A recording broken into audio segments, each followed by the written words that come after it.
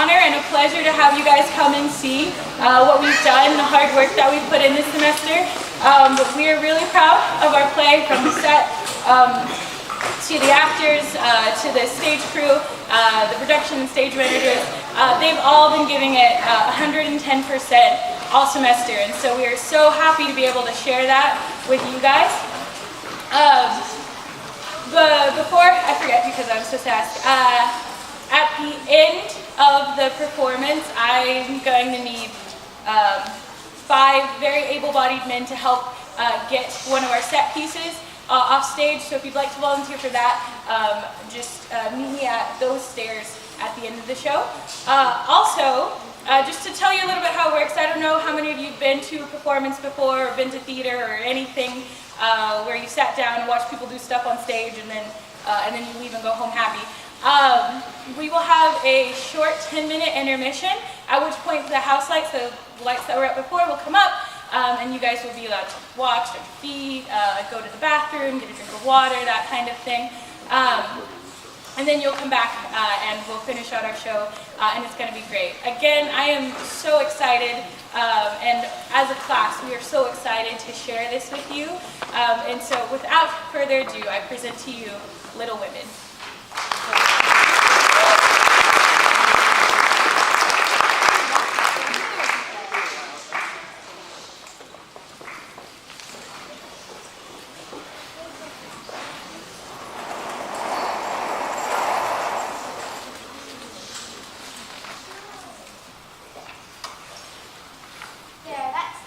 Looks lovely, Amy. Now we're ready for Christmas.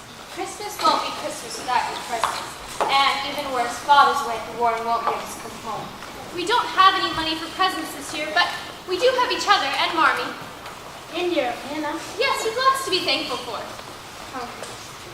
Marmee says it's going to be a hard winter, and she thinks we ought not spend money for pleasure, or our men in the army are suffering so. She says it's our way of making some sort of sacrifice, and we ought to do it gladly. But I'm afraid I don't. I can't see why the little we should spend should do any good. Look, we've each got $1, and the army won't be helped by us giving that.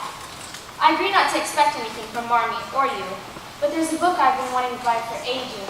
Oh, you and your old books. You never think of anything else. I was going to buy some drawing pencils with my $1. I really need them. And I plan to spend mine on some new piano music. Well, I don't suppose Marmee would want us to give up everything. I think we should each get what we want and have a little fun. We've worked hard enough to earn it, I'm sure. I know I do, teaching those tiresome little children of Mrs. King's all day. Being a governess isn't half so bad as being shut up for hours on end as a companion to Aunt March. There never was such a tiresome old fussbot. I didn't see how you put up with the job. She just frightens me to death. I'm glad I only have to stay at home and help. Oh, she keeps me on the trot, I can tell you. And she's never satisfied. Then, every day, she makes me read to her. And what do I have to read? It's always the same. Those odious essays of Mr. Belcher. When I think of all the wonderful books Aunt March could buy with all the money she has. But no, we just read, and reread Mr. Belcher's boring old book. It's wrong to grumble, I know. But I do think washing dishes and keeping things clean and tidy and healthier is just about the worst work in the world. My hands get so stiff and tired, I can hardly crack a skin at all. I don't believe any of you suffer as much as I do. So you don't have to go to school. It's such a degradation to have to mix with impertinent girls, to insult you when your nose isn't nice and your dresses aren't new, and label your father because he isn't rich. If you mean libels, then I'd say so, and not talk about labels and father or a jar of pickles. I know what I mean, and you needn't be satirical about it. It's proper to use words and to improve your vocabulary. I detest rude and unladylike girls. And I hate affected niminy-cleaning chicks. Joe, Amy, don't peck at one another. Josephine, you are old enough now to leave off your boyish tricks and behave better. It didn't matter so much when you were a young girl, but now that you are older and turn up your hair, you must remember that you are a young lady. I'm not, and if turning my hair up makes me one, then I'll wear it in 2 tails till I'm 30. I hate to think I've got to grow up and be Miss March. It's bad enough being a girl anyways. I can't get over my disappointment in not being a boy. And it's even worse now. I'm dying to go fight with Father in the war, but all I can do is stay at home and knit like a toky old woman. Poor Joe, it's too bad they can't be helped. You'll just have to try to be content with making your name sound boyish and playing brother to us girls. As for you, Amy, you are altogether too particular and prim. Your airs may be funny now, but you'll grow up to be an affected goose if you don't take care. It's good to develop nice manners and a refined way of speaking, but your absurd words are quite as bad as Joe's slang. If Joe's a tomboy and Amy's a goose, what am I? You're a dear and nothing else.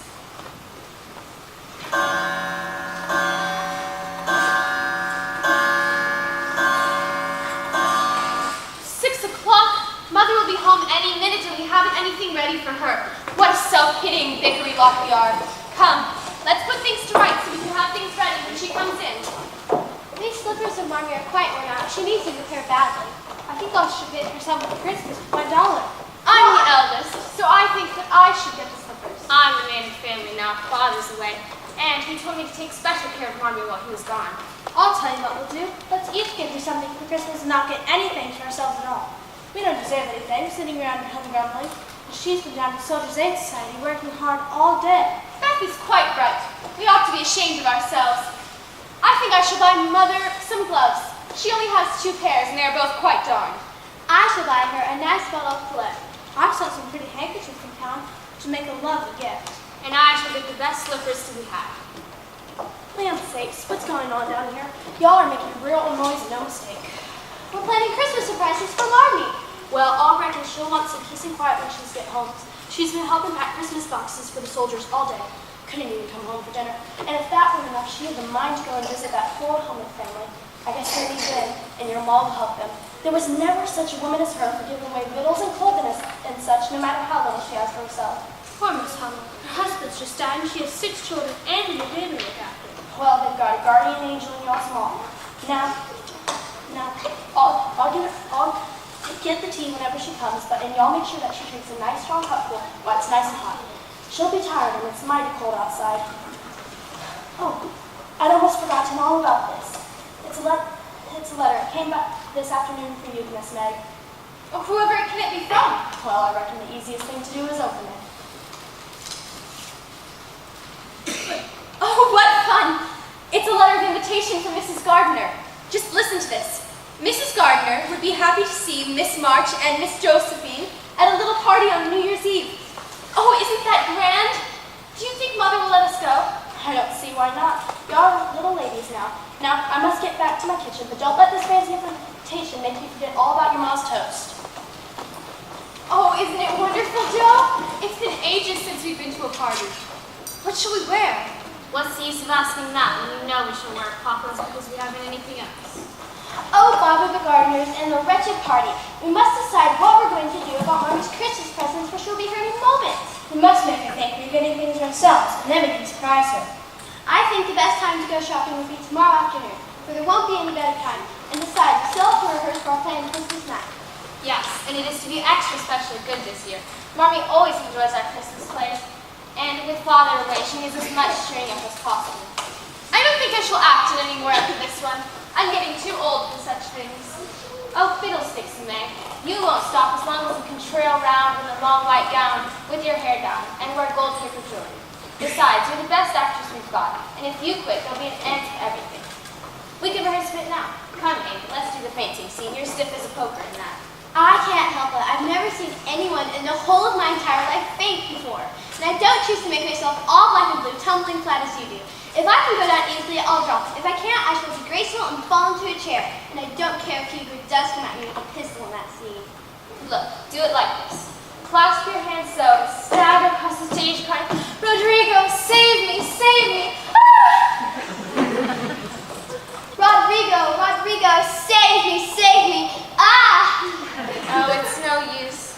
Oh well, do the best you can when the time comes, and if the audience laughs, don't blame me. I don't see how you can write and act and do such things, Joe. You're making a Shakespeare. Not quite, but I do think my efforts this year, The Witch's Curse and Operatic Tragedy, is my best yet. What I should really like to try is Macbeth, if only we had a trapdoor for Banquo. I've always wanted to do the killing part. Is that a dagger I see before me? No, it's a toasting fork. My girls, I'm glad to see you so merry. Oh, Mother, we were beginning to wonder what happened to you. Come and sit down, Marmy. You must be tired. Hannah says your attack are too good and hot. Well, thank you, my dears. How was what I said? Is your cold better, Meg? How was school today, Amy? Joe, you look tired out. Has anyone called yet? Oh, yes, Mother. Feeling much better. Yes, Mother. No one was called today, Mother. School was good, Mother. Ma, it's been a busy day. There was so much to do, but the Christmas box is ready to go tomorrow. Hannah said you were calling on poor Mrs. Hummel on your way home. Yes, I took them firewood and a basket of food. They are in a desperate plight. How's my baby, Mommy? Very thin and undernourished, like all the children. They have no fire and all huddled into one bed to keep warm. Oh, Mother, how dreadful. That's not all. Mrs. Hummel has been so poorly since the new baby came. She's been unable to work. And until I got there, they had literally nothing to eat.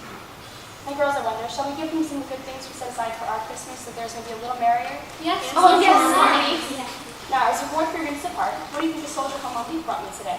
A letter from Father. Oh, Mother, really? How is he? Is he well? What does it say, Marmee? Please tell us. Yes, a letter, a nice long letter. He's well and sends all sorts of loving wishes for Christmas, and a special message for you girls.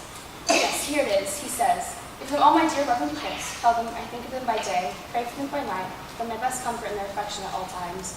A year seems very long to wait before I see them. Tell them that while we wait, we will all work, so that these long days may not be wasted. I know they will remember all I said to them, be loving children to you, who do their duties so faithfully and conduct themselves so beautifully, that when I return, I will be fonder and prouder than ever of my little women." Oh, dear good man. Poor Hannah. She's been with us for so long, she misses her father as much as the rest of us. Oh, Mother, we've forgotten all about your tea. I think it was wonderful of Father to go to the war as a chaplain when he was too old to be drafted and not strong enough to be a soldier. I wish I could go as a nurse or a drummer to be near to Father and help him. It must be very disagreeable to sleep in a tent and eat all sorts of disagreeable, horrible tasting things. When will he come home, Mommy? Not for many months, I'm afraid, dear. We will stay and do his work faithfully as long as he can. We will not ask him about the city if he's there. He's doing good work among the men, and he feels that we need him. Jojo, draw the curtains and let us make ourselves cozy for the evening. There are some stones due, and perhaps we'll bring lodgings to work. Oh, look. The lamps are all lit in the drawing room of the big house next door.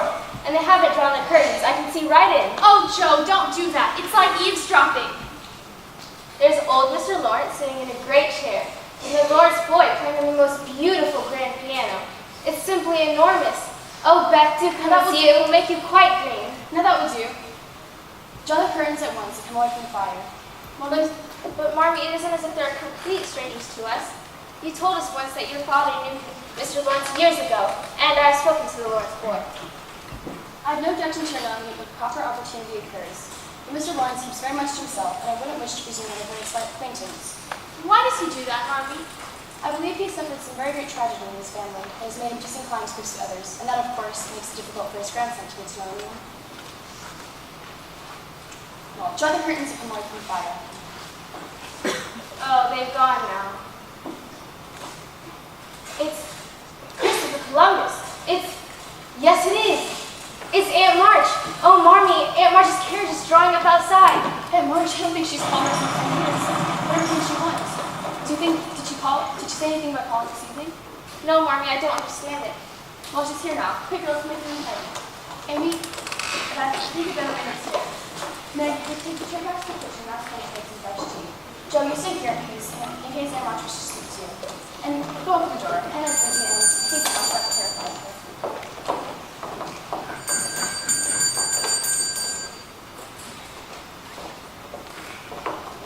Good evening, Aunt March. Well, niece, aren't you going to ask me to sit down? Good evening. May I take your cloak? No, thank you. I don't intend to stay that long. Just wanted to see how you and the girls were. Can never get any information out of Josephine here. You're all well, I'm about to say. Next at a slight cold. Cold? I'm not surprised. The way young people go on these days is to wonder they don't all die from pneumonia. And are you keeping well, March? Me? Well, I am never well. My trouble here keeps me in constant pain, and of course I get such little sleep. But Joe tells me he sleeps soundly for an hour or so every day after dinner. Nonsense! I believe resting my eyes from the light while she reads to me. I have not truly slept in over 30 years. I just lose myself from time to time, that's all. But you never find yourself again very soon, do you, Aunt? Joe, don't be impertinent. You must be very trying for it, March. How's that husband of yours, my nephew? He is well, thank you, and seems to find the rigors of camp life not too difficult to bear. Beyond me, what he wanted to go gallivanting off to the war for at all at his age. Why couldn't he stay home and be a chaplain? He did what he knew to be the right thing, and although I miss him dearly, I would not have it any other way. But he feels he's doing good work among the men, and they need him. That's questionable. Can't say his judgment is always unerring. Look, he lost all his money helping that good-for-nothing friend of his a few years ago. I told him then. I said to him at the time... And March, that will do. What he did, he used a good Christian judgment to help a dear friend in misfortune. That everything was lost in the transaction is no reflection on either of them. I'm sorry, but I cannot sit here at his house and hear you speak ill of him when... Tidy then. Didn't I offer to do what I could help? Didn't I offer to take one of the girls and raise her up? Yes, and we are most grateful for you to have Jo as your helping companion. Wouldn't have her if she didn't suit me. I took a fancy to her and I'm always correct in these matters. Though sometimes it seems she's more interested in her late Uncle March's library than in attending to my wants. Oh, but Aunt March, That's enough, miss. You know just as well as I do that you spend every spare minute you can find among those books. Yes, our Jo certainly does love to read. But I'm afraid she's not neglected her duties to indulge her pleasures. Oh, her duties, they are light enough in all conscience. Wind the yarn, wash the poodle, feed Polly, my sweet parrot, fetch and carry, and read aloud Belsham essays, of which I at least never tire. Am I correct to think that you're here this evening to complain of Jo's behavior? Complain? Complain? What gives the idea that I would ever complain about anything? Am I correct then? Well, can I ask the reason for your visit? Reason, mercy on us, that should be plain enough. Why else would an invalid like myself turn out on a cold winter's night, except to wish you a happy Christmas, of course, what else? Thank you, Aunt March. And with your husband away playing at soldiers, I am not at all sure that things won't be so plentiful here at home this year. Go to the carriage and fetch the parcels from the coachman. Nothing much, you know, just a small gift for each girl. Some yarn, some ribbon. Oh, and you'll find a ham and butter and cakes and things. Good, sensible produce. I do not think rich food is good for young people. Put them down low before you drop them. Well, I must go. There are many things that require my attention. I have not the time to stay and listen to your gossip. And remember, none of the parcels may be opened until Christmas morning. Oh, Marmee. I think that after we refused to let her adopt one of you, she wouldn't speak to us for a whole year. After Christmas, I'll be extra good, I promise, and do everything she says with a smile, even to reading the brilliant essays of Mr. Bell. Now run along, dear. Tell the others that this ordeal is over, and I'll pack away these good things for Christmas morning. But Marmee, can we please have some time to rehearse our play upstairs? It still has quite a lot to do for it. Yes, of course. I'll call you down when I'm done with a few things I have down here. But Jo, dear, try not to make too much noise. All right, Marmee.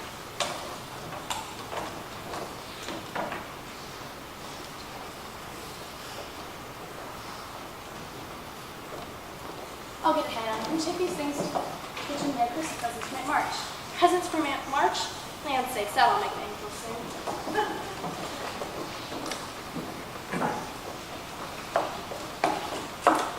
Good evening, Mr. Lawrence. It's very kind of you to call this evening.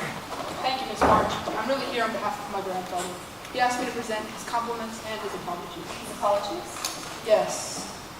He asked me to say that he feels he's been very remiss in not calling to pay his respects upon me, the daughter of his old friend, but hopes that you will do him the honor of accepting the apology at the moment. Very kind of him. Please sit down. And hopes that you will do him the honor of accepting these 2 bottles of Madeira with the compliments of the season. Very kind, thank you. Mine, you didn't learn a long speech, didn't you? Yes, it was rather. I was afraid I should forget half of it. Oh, and these flowers are for you. I picked them myself and please send them to her. Thank you, they're very lovely. Perhaps you and your grandfather would like to skip tea with us one afternoon. I should like that very much indeed, Miss March. I believe you meet my daughter Jo already. Yes, when the kitten ran into our garden, she's full of life, isn't she? She told me she wants to be an authoress. Yes, her Jo is very lively and is always busy scribbling away in the little study she's made for herself in the attic. The pretty one is Meg, and the rosy one who stays at home a great deal is Beth, I believe, and the curly-haired one who sketches and paints is Amy, I think. For someone who has never met my girls, she seems to know a great deal about them. Pray, how did you discover all this? Why, you see, I often hear them calling to one another, and when I am alone at home, I can't help but looking up and to see your house. Sometimes you forget to draw the curtains, and when the lamps are lighted, it's like a It's like a picture to look in and see you all at table or busy with some household task. I'm afraid I can't help but watching. Do you live alone with your grandfather? Yes, my parents are both dead, and Grandpa lives mainly among his books and doesn't take much notice on what happens outside of them. My tutor, Mr. Brooke, only comes during the day, so I find I'm quite alone at times. Oh, when you Rodrigo, save me, save me! Ah! I'm afraid I can't introduce you to you right now for that reason. Joe's a person that lives in a bit of a Christmas fight, and things tend to get a bit arcane at times. No idea what's up for there.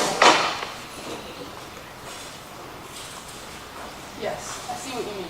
I will take your message to Grandpa and tell him. Alas, alas, for Zara.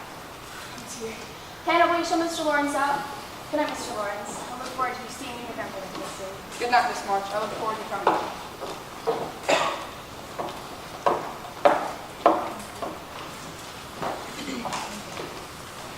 Nice boy, but if all I hear is true, he's left just like too much on his own. Yes, I'm sure he needs some lively company. So lonely in that big house all alone. Well, he's got a lot of lively company right here on his doorstep.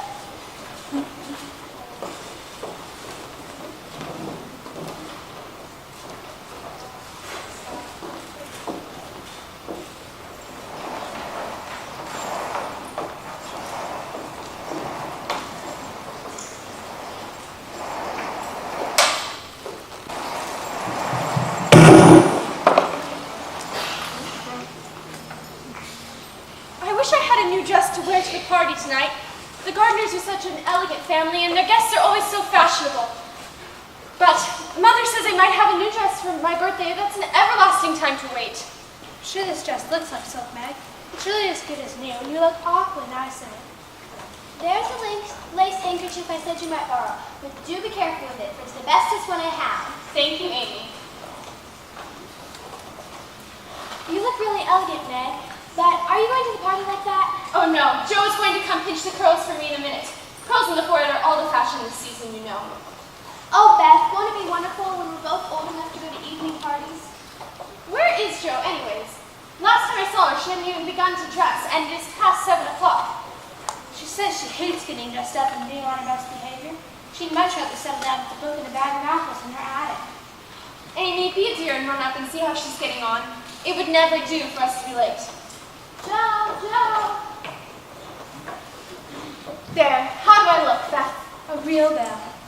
This ribbon sets it off nicely, and Marmy's brooch is such an elegant touch. It was so kind of her to lend it to me. Oh, and don't my new slippers look lovely?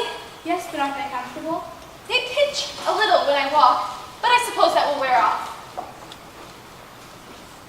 Joe's coming and I brought the curling tongs. Oh, wonderful. Pinching the curls will take but a minute, and then I shall feel at the very height of fashion.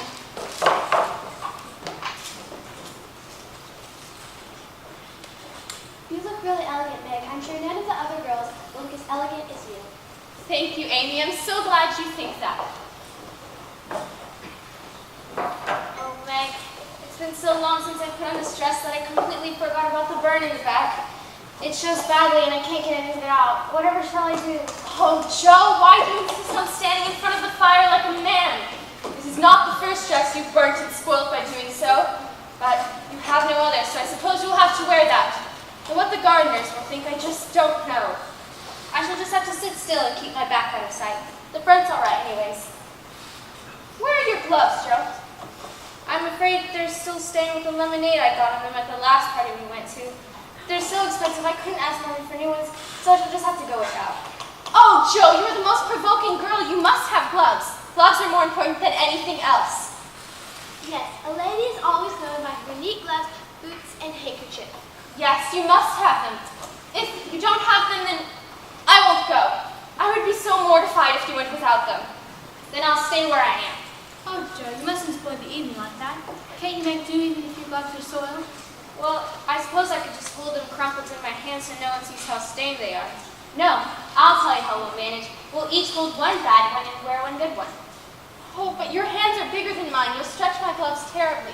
Then I'll go without, and I don't care what people say. Oh, you may have them, you may. Only, do try not to stain it. Now, when we get there, you will behave nicely. You won't stare or shout Christopher Columbus at the top of your voice. Oh, Meg, it's only a party at the Gardners. We're not going to meet President Lincoln. Now let's get these curls done. You needn't worry about me. I'll be as prim as I can and try to do everything as properly as possible. But if I forget and you see me doing anything wrong, just remind me by wink, will you? I shall do nothing of the sort. Winking is not at all ladylike. I shall raise my eyebrows if anything is wrong, and nod if you are doing all right. Now, Joe, do hold your shoulders straight, take short steps, and don't shake hands if you are introduced. Ought they to smoke like that? It's a damper strand, that's all. What a queer smell. It's like burnt feathers. I expect it's scorched paper. There, now when I take these papers off, there'll be a cloud of little ringlets. Oh, my hair! Oh, what did you do, Joe? I'm swell. I can't go like this. My hair. Oh, my hair! Well, girls are getting ready. It's getting late. Oh, Marmy, look at my hair. Oh, I can't go. I can't. Oh, Joe, how could you? I'm sorry, Meg, I really am. The tongs must have been too hot. It's just my luck. Oh, I shouldn't have. You shouldn't have asked me to do it, Meg. I always spoil everything. Oh, what a blunderbuss I am. Serves me right for trying to be too fine. I wish I'd just let my hair alone. What a shame. I'm so smooth and pretty. Now, dry your eyes. That's about as good. And would you pass me the phone? Here. The comb is frontwards forward to your fringe. It'll look quite neat and tidy. There. And when you get to the garters, fasten your bow a little higher up on your head. Nothing will seem amiss. Oh, thank you, Marmy. What should we do without you? Help each other more than you do now, I expect. Now let me see these two fine young ladies of fashion. Yes, I'll do very nicely. Now way into your cloaks to enjoy your evening before any more disaster. Come away at 11 when I said hand for you. Don't eat too much of it. No, oh dears, have fun. Now, you both got nice handkerchiefs? Yes, Marmy. Thank you. Goodbye. Bye, Amy. Bye, Beth. Goodbye. I wish I had known I'd do Annie again. Oh, your time will come. Now, don't look so forlorn.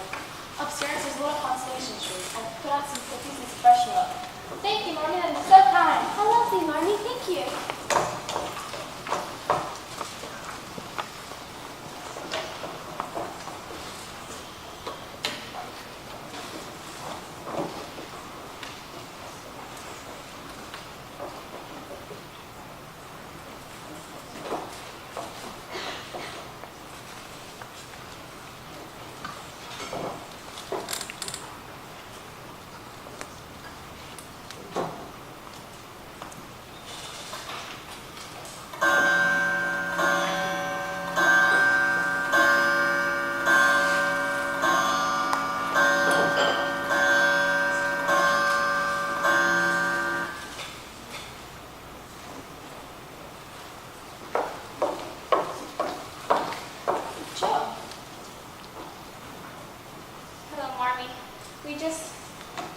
It's nothing to fret about. It's just Meg turned her ankle while she was dancing. I think it was those new slippers that did it. And so Lori suggested that... Lori? Young Mr. Lawrence. He was at the party with his tutor, Mr. Brooke, and they offered to bring us home in their carriage. Wasn't that splendid of them? Yes, but dear, go ask them to come in.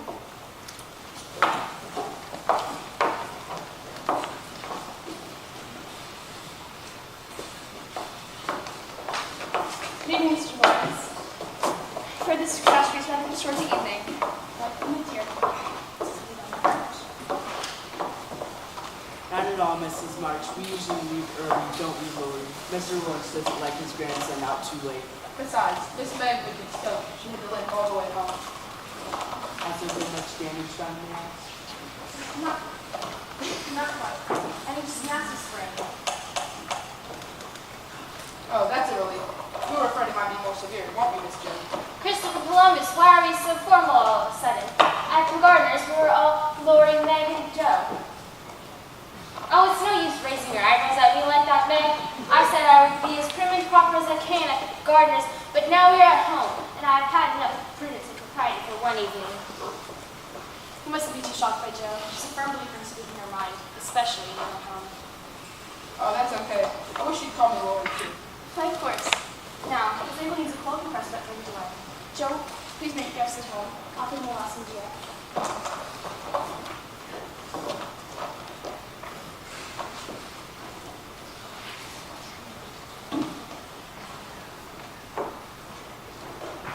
Don't feel as though you intrude. Marmee likes guests, and it would be rude of us to let you go without some refreshment after the kind way you've helped us this evening. Besides, we're neighbors now, and you needn't think you'd be a bother. We've been trying to get to know you, and I've been trying to do this for ever so long.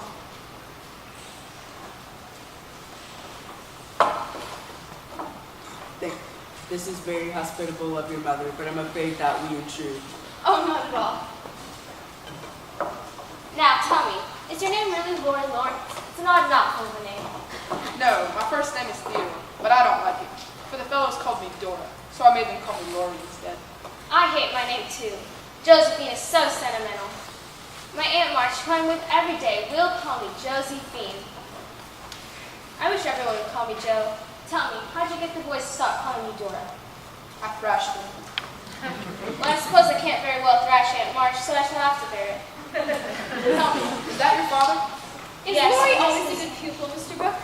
Perhaps not always, for he does not always apply himself as he should, but it is very rewarding when he does, and one begins to see the fruit of one's work.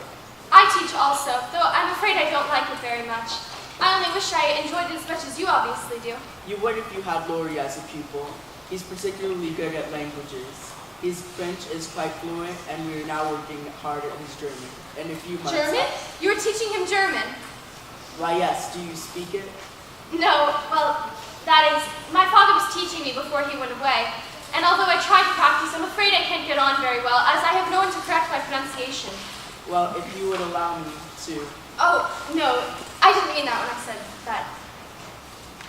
I know, but if you would allow me to have a word with your mother, I could see what could be arranged. That's very kind of you, Mr. Brooke. Not at all. It would give me much pleasure to be of some assistance. You're very happy with Lori and Mr. Lawrence? Yes, I shall be very sad to leave them in the year when Laurie goes off to college. What shall become of you then? Well, I have no family and few friends, so I think if the war is still on, I shall turn soldier. I'm sure Lori and old Mr. Lawrence will regret the parting as much as you do. Mine shall be the greater loss, I feel, because I'm beginning to realize what a charming neighborhood this is. My mom and I expected a bottle of wine, which is service experience, as much as patience. Now, Joe, would you please show the guests out? Good night, Mr. Lawrence, Mr. Brooke. Would you please excuse me? Joe will show you out.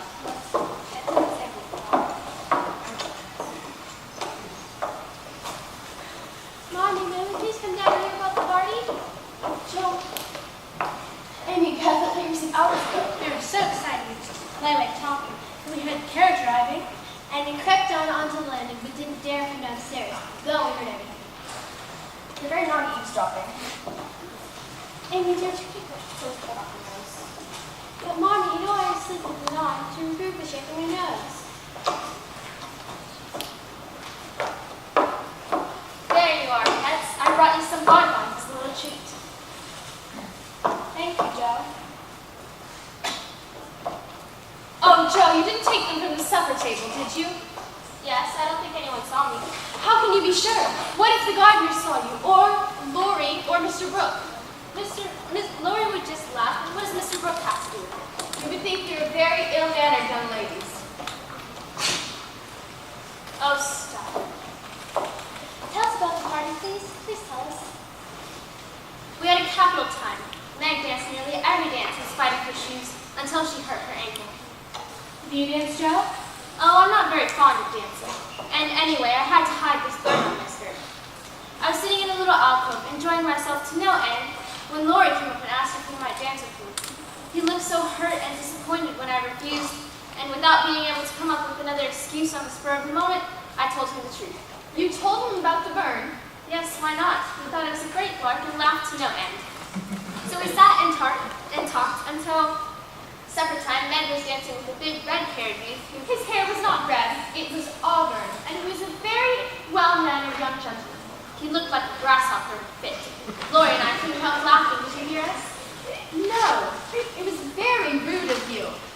It was then then that I turned my ankle, and Lori offered help to help me. And home we came in a closed carriage, feeling very elegant and festive. Well, I hope this taste of high life will make you too discontented with your own lot. No, Marmee, I don't believe fine ladies enjoy themselves one bit more than we do, in spite of our old gowns, burnt hair, odd gloves, and slippers that are too tight and sprain our ankles when we wear so young. Now, off the bed, in a minute. Under supper tea, Mr. Lawrence? No, thank you, ma'am. I've had a pleasant sleep.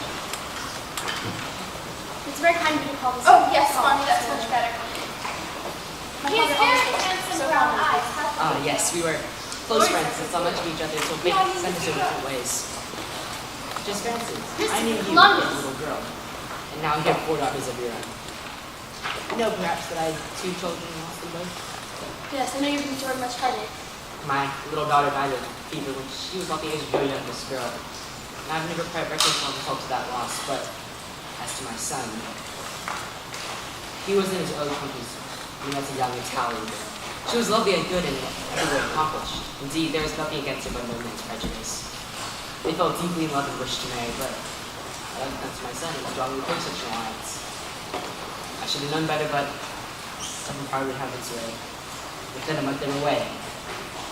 That surprised you greatly, ma'am. Not really. My son had never been strong. His lungs, you know, so they went to live in Italy. She, poor lady, died giving birth to Lily. And 2 months later, my son was living as beside her. What a terrible loss. I realized too late just what I had lost. Pride is a great thing, man. I did the only thing I could. I fetched my grandson home from Italy and have devoted what is left of my life to giving him the same education and upbringing his father had. Yes, and if you will excuse me, I do believe he's lived too much on his own. He needs some life and company. I suppose so. If I'm to keep him close to me and coddle him, it's only because I remember the loss of the others. That is understandable. Seeing a great loss. Well, if he is to come and visit more often, on your own, I'd be at Mrs. Lunch.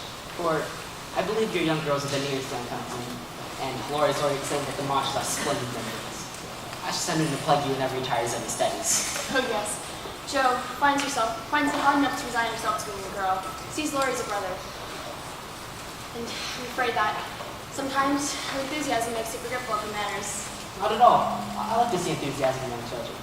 Besides, they're running off to the stable to go see the horses has enabled us to talk more freely about our lives. And you know nothing, of course, the young quickly. But where are your other daughters? I should like to meet them. Beth, Amy, and Meg are all upstairs. Tending to Meg, who turned her ankle last night. Quite so. I'm glad Brooke and Laura were there to be of assistance. Oh yes, thank you. Most wonderfully. Now, if you'd like to go upstairs with me.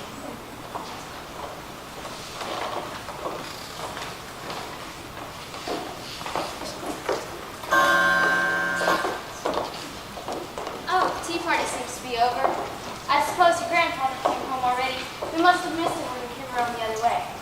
Oh look, there's still some of Hannah's fruit cake left. I'm ready for another piece after our walk. Would you like some? Oh, here, go on, catch. What a splendid stable your grandfather has. I don't know which horse I like best. Yes, they are rather fine, aren't they? Grandfather's first love has always been horses. He used to ride a very great deal when he was younger, but he only goes out in the carriage now. We enjoyed ourselves very much last night in your carriage. Oh, that reminds me. Have you seen a glove in your carriage? In all the excitement, Meg dropped one first, and though we looked for it everywhere, we can't find it. And as it was her only good glove. Has she only one good glove then? Well, no, but you see, she lent me her other good one, and I managed to get coffee all over it.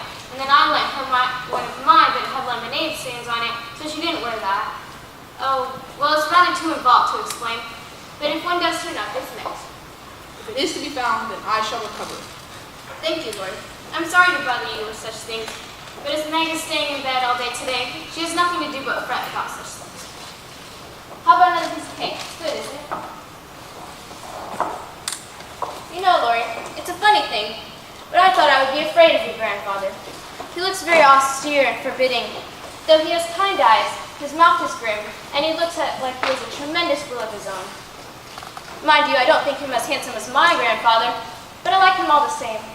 It seems to me that, oh, well, I guess, So you're not afraid of me after all, eh?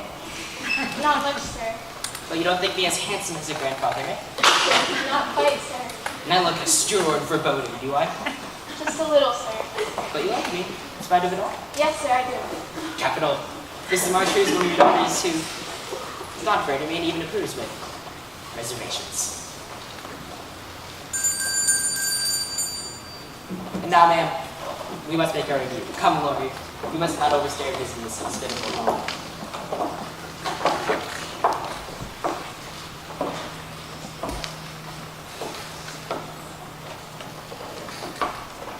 Mr. John Brooke. Ah, I've come to lecture people. No, I came to inquire after Mrs. March. Come, my son, man. It seems your young ladies have taken my house by storm. And flowers, too? Blessing such gallantry.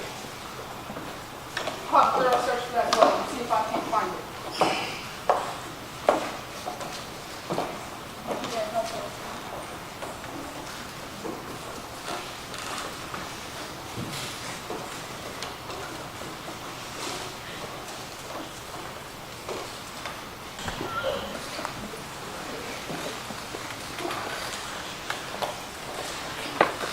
Well, Mr. Brooke, Marnie has some business to attend to, so if you could please excuse us.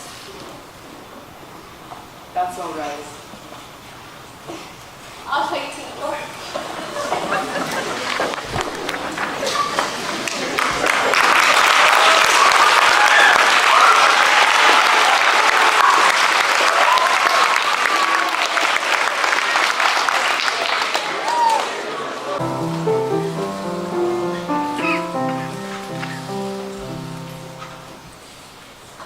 That's where you play more beautifully than ever. So much so the student Mr. Lawrence, that he goes there to his house and practices on the piano all these months, and is helping him such a SU next. Had it nearly a whole week now, and it's still hard to believe it. Yes, Mr. Lawrence is very kind to give me the grand piano and swan to this animal body. It's a very special day. Must be if that one about the handsomest present I ever did see. Not that the dear lamb don't deserve it. Oh, Mommy, do you read Mrs. Lawrence's letter again? Yeah.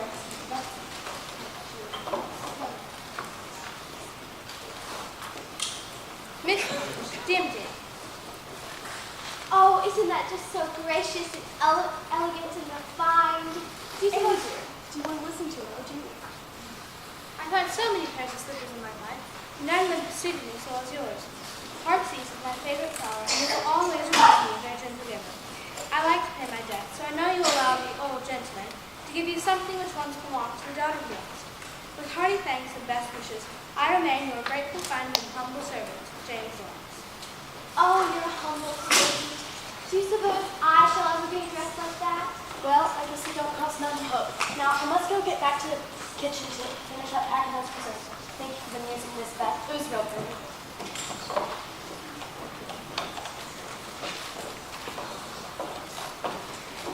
Yes, Mr. Lawrence has been very dear to us these past 2 months. I'm happy for his sake as well as yours. But he's brought him out of seclusion a little. Hello, Meg. Where have you been calling on your best dress and bonnet? Oh, Mrs. Gardner, they've been telling me all about Belle Milfat's wedding. Apparently it was a very splendid affair, and the honeymoon is being spent in Paris. Do you envy her, Meg? I'm afraid I do. Joe will be pleased. What do you mean? Joe says that if you cared about riches, you wouldn't go and marry a poor man. I shall never go and marry anyone. Joe thinks so. She thinks Mr. Brooke is trying to. What Joe means is that she's so fond of us as a united family, she would not wish to see any of us apart, even by marriage. Well, you mind getting on you? Well, I'm afraid not. See, Maggie's old enough, and if she loves a man, rich or poor, if she loves a man, rich or poor, they will love each other and be happy. For that is greater the possession of a good man's heart. Riches or poor. Belle says poor girls don't stand a chance unless they put themselves out there. Then we'll be old maids. Better be old maids than unmaidenly little women running around to be husbands.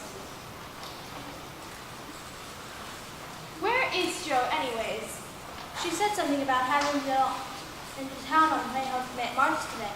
She made it sound rather mysterious. She's been acting rather odd lately.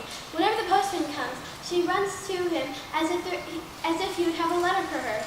And when she doesn't get one, she moves about. I don't know when she's not up to something. Joe has always been a harum-scarum, but since we've known Lori, it seems to have been 1,000 times worse. Just the other day, I saw them having a competition to see who could leap the highest over the gate into the meadow.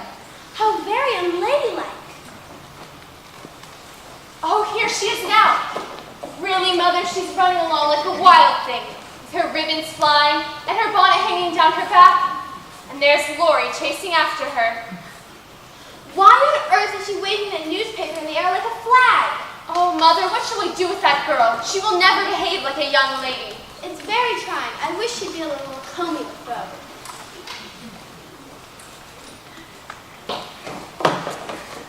Mommy, look, just look. Whoever can it be? What is it, Mommy? What is it, Joe? Please forgive the noise, Miss March. We were just so excited by this that we... I bet. The Rival Painter is a charming story of the romantic world of art by Miss Josephine March. You? Your little sister. Oh, I knew it, my Joe. I am so proud. How much did you get for it? Well, then stop jabbering, girls, and I'll tell you everything. As you know, I've been scribbling away at stories and such ever since I could write. Well, in the last year or so, I worked even harder and wrote 7 or 8 stories which were about as good as I could make them. Then I thought to myself, there, I've done my best. And if these won't suit, then I shall wait till I can do better. But I did want to know if they could be published. So, about 10 days ago, I picked out the 2 I liked best, and screwing up all my courage, I went off to the newspaper office. I saw her going in. She was behaving most suspiciously, so I waited for her to come out. He didn't have to wait long. The editor man was very brief. He said he would read the stories and let me have his answer next week. So I let him have the 2. And today the first has been published, and Lori's read it and thinks it's good. And I have 6 more stories upstairs, and perhaps I might actually sell them. Hurrah for Miss Josephine March, the celebrated author. Hurrah! Marnie, maybe you'll show Hannah what Shelby says about what she calls us Joe's doing. Yes, we must do the picture. Hannah, look at this. Look what Joe's done.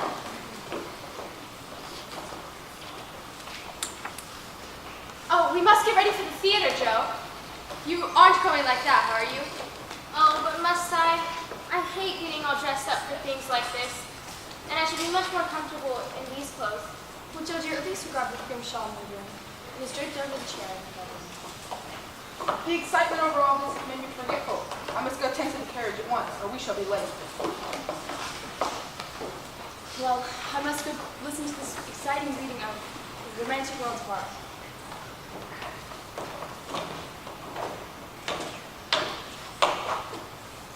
Well, I suppose Mr. Brooke will be all courtesy and attention to you as usual. I'm sure he will be equally courteous and attentive to all of us. He doesn't get much encouragement from you, though, Joe. You were quite rude to him at times. I don't intend to encourage him. I think it was a great mistake that Marnie's allowing him to give you those German lessons. He seems always to be in and out of the house these days. So does Laurie, for that matter. Laurie's different. He comes to see all of us, to arrange for all of us to go to the theater, or to a picnic, or skating, where we can all be friends together. But Mr. Brooke just comes to look coward at you. Oh, really, Joe, you are most unjust. Why are you so much against him? Well, since you asked, I'll tell you. I've been watching him, and I believe he needs to take you away from us. Oh, how you do exaggerate anything. Not that there's anything in what you say, but you'd feel very differently if someone came to take you away. I'd like to see them try. I'm sorry, Meg. I'm a silly, jealous thing, I suppose. But I love a few people dearly, and I dread to lose their affection, have it lessen in any ways. I am excited for this visit to the theater. It will be the first time I haven't gone with any of the others. It's quite an adventure. Yes, but I'm afraid I feel a little guilty. Why, for goodness sake? You see, I haven't had the heart to tell Amy we were going without her. Why ever not? She gets a little jealous of the privileges we get to enjoy as older girls, and and I was afraid she would fret if she knew she wasn't invited. Well, she'll have to know sooner or later.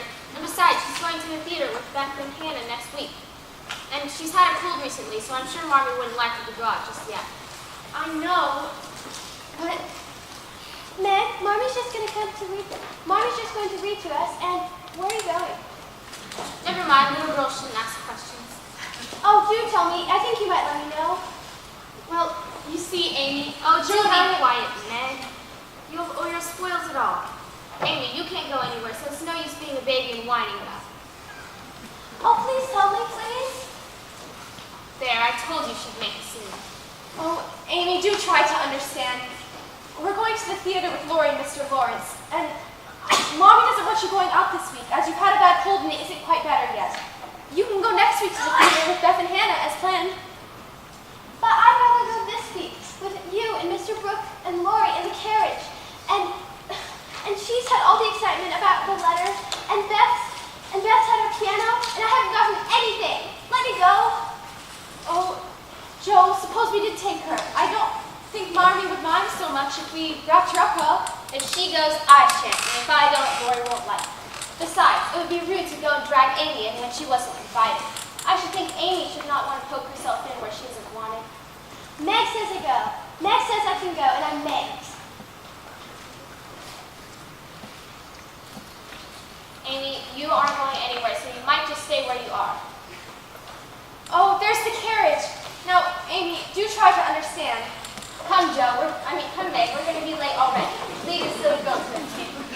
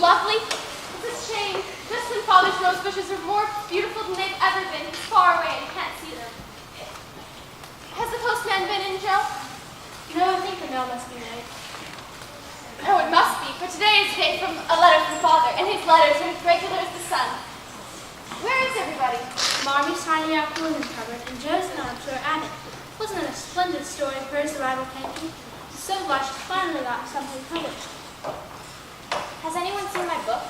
What book, Joe? The manuscript of my 6 other stories.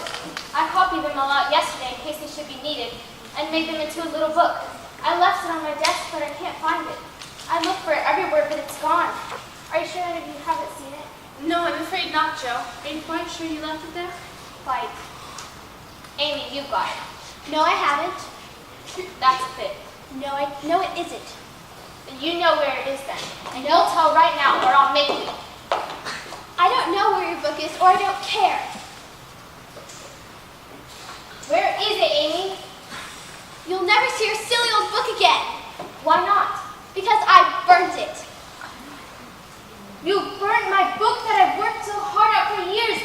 Just when I might be able to sell it, you burnt it.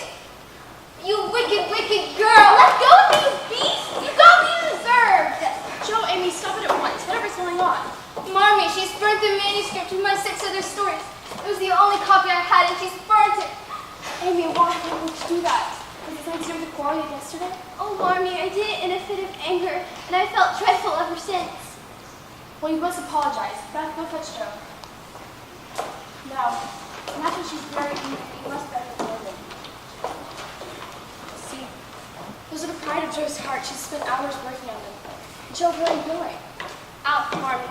I must go out now. I shall burst. Before you leave, I think Amy is going to save you. Please forgive me. I promise I'll never do it again. Please. I shall never forgive you as long as I live. Oh, Joe, don't go out like this. It was an abominable thing to do, and she doesn't deserve to be forgiven. That's sure she's very angry, but you must beg her pardon and try to make up to her.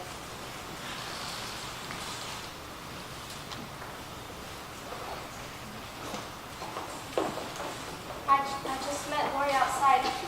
He came from the telegram office. They gave him, oh, Marmy, it's a telegram from Washington.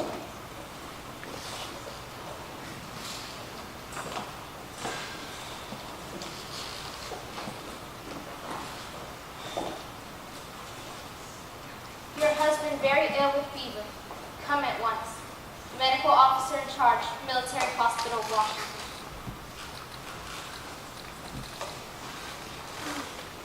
Well, I won't waste any time crying. I'll start packing your things right away, Mom. Pen is right, there's no time for tears. Now, you must begin to pack. Meg, please go ahead and the chair. Try to get the trunk. Beth, would you please help me pack the clothes? Amy, go to the kitchen and grab the 2 bottles of beer and store it for us. Joe, where's Lauren? Here, ma'am. Oh, please let me do something to help you. If you must. Now, take a towel and squeeze your dress.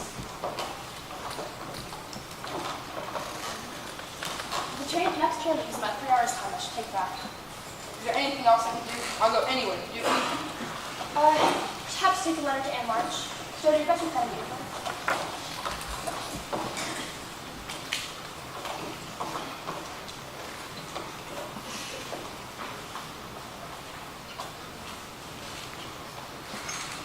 Now, no time, there's no need to write it too dust in the face. Yes, ma'am. What can I do to help her? Well, must take a letter to. Go on, run an errand. I need some things. I must go prepared for nursing. The hospital stores don't always have everything. Not issue of anything. You've written to ask Aunt March for some money, haven't you? Oh yes, most of my friends from Florida. I'm so grateful to have her. Oh, I wish I could have made some money to help. Aunt March never approved your father going to the war in the first place, and now she'll be able to croak and say, I told you so. Well, I'm grateful to have her. Now, run along.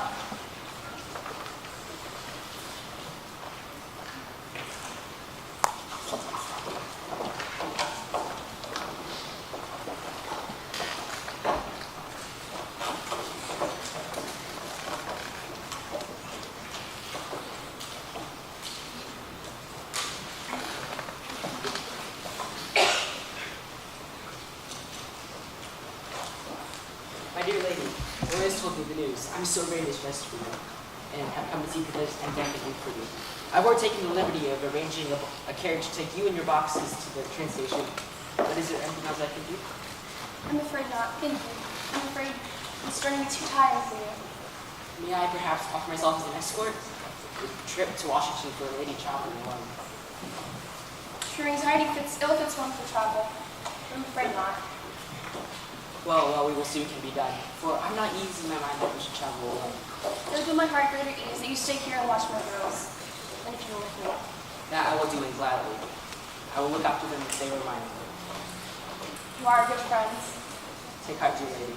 There's always that behind your thoughts. Mr. Lawrence, I'm afraid I haven't been able to tell my girls, but I'm afraid it may be too late.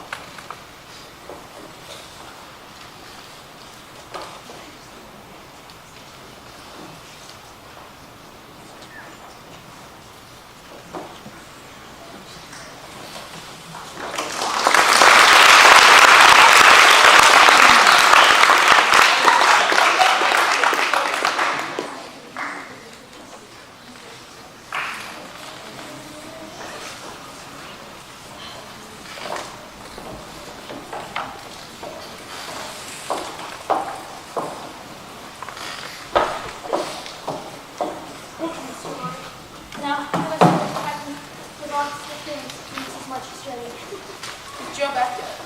Well, bless me if I knew that Harlem's gone too. I want to close up the box of medicines, but I can't until Joe comes back with the stuff that I want to smell yet. Where can she be? That was nearly 2 hours ago. She didn't have far to go. I think I'll go look down the road and see if I can see her coming.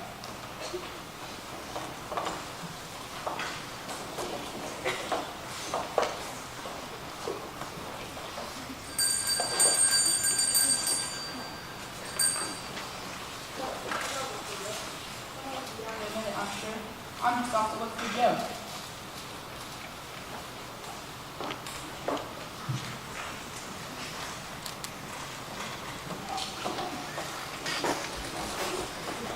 Oh, Mr. Brooks!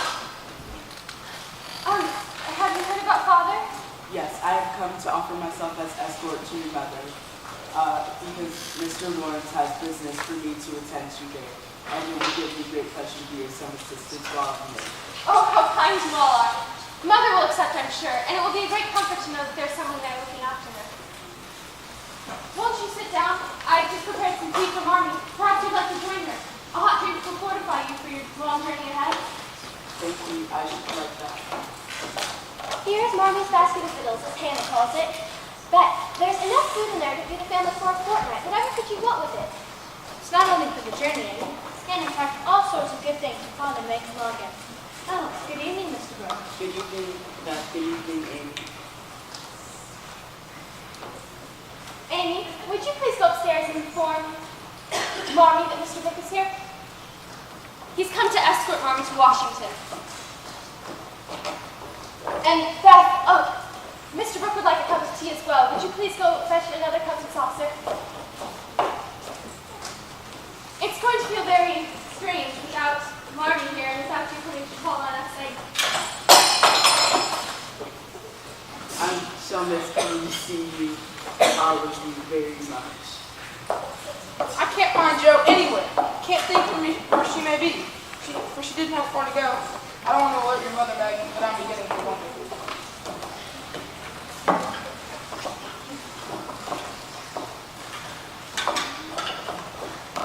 Here I am, Mr. Brooke. Amy's been telling me the reason for your call. I'm very grateful for having you as an escort. And here's your tea, Marmy. Mr. Brooke. Thank you. Excuse me, Mom.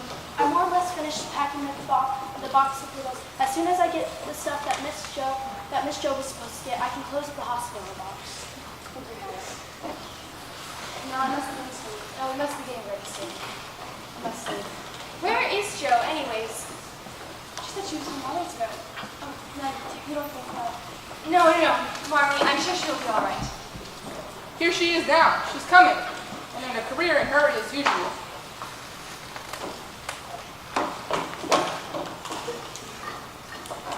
Here's my contribution, Marmy, toward making Father better and bringing him home safe and sound. Perfect. $25. Where did you get it? I didn't beg, borrow, or steal it. And I know you won't fret because I only sold what was my own. Your hair! Oh, your beautiful hair! You've had it cut off! Oh, how could you? It was your one beauty. It doesn't look like mine. I'll forgive you. Bravo! It makes you look more boyish than ever. You showed your good cause for anyone to sacrifice it must have been. Well, I hadn't the least intention of selling my hair in the first place, but then I was walking by a barber shop and I saw tails of hair with prices marked. And then it hit me that I did have something that I could bring money for Father for. And I walked in and asked if they bought hair and how much they would pay for mine. I don't see how you dare to do it. What did the barber have to say? He was rather shocked at first, as if he wasn't used to ladies bouncing into his shop and asking him to buy their hair. But then he said he didn't want mine. It wasn't the fashionable color, and the work put into it made it dear, and so on and so on. So you see, it was getting late. So I begged him to take it, and it was a silly thing to do, I dare say. But it changed his mind, and he agreed to take it for $25. Oh, didn't you feel dreadful when you started to cut it off? Oh, I don't snivel about such trifles like that. But I will admit that it felt weird for me to see the dear old hair laid out on the table before me and feel the short ends on my hair. The barber saw me looking at it, and he picked a long lock for me to keep. Here, I'll give it to you, Marmy, for having a crop is so comfortable that I don't think I shall ever have it made again. Bravo! I think it was a wonderful idea. It's a lovely thought to give something of your own to help Father. At least it won't take such a lot of time to wash and dry your hair now. Well, now I must begin to head out. Before we perhaps just sing over our hymns. Oh yes, Mother. Do let it be Father's favorite.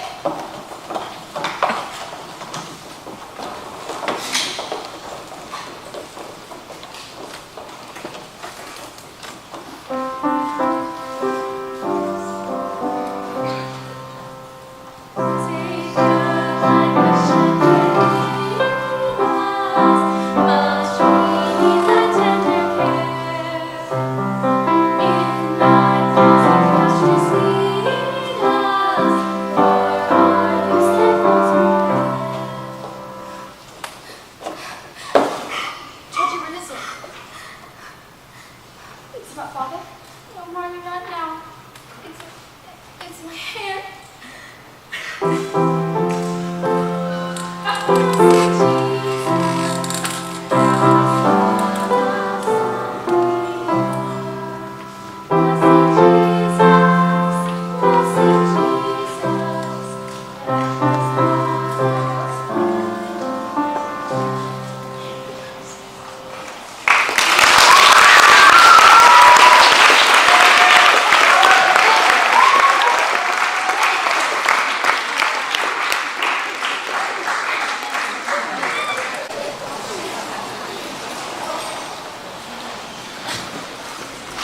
November is the most disagreeable month of the whole year. And with Marmy away, it seems 100 times worse. She's only been gone for 3 months now, but it feels like half the house is missing. I'm beginning to get used to it, but at first it had felt as though there had been an earthquake.